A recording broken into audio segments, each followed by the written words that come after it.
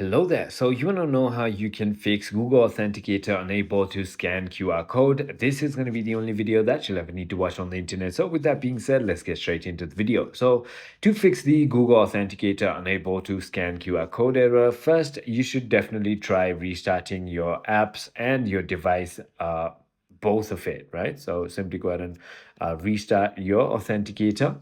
If that doesn't work, then check for updates for both the app and your device's operating system simply by heading into settings and mostly just heading into your accounts and then looking for your updates, right? So that's one way to go ahead and do so. And if that still doesn't work, then try reinstalling the application. If you're setting up a new device or account, ensure there are no other apps interfering with the QR code scanner and consider manually entering the key as last resort. So when you simply go ahead and add, just tap on enter a setup key and just do it manually if that doesn't work.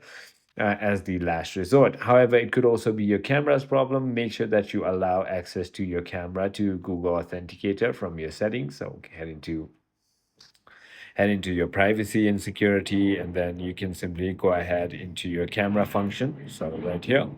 And then allow it to Authenticator just like that. So it is as simple as that. I hope this video was helpful to you. If it was, hit that like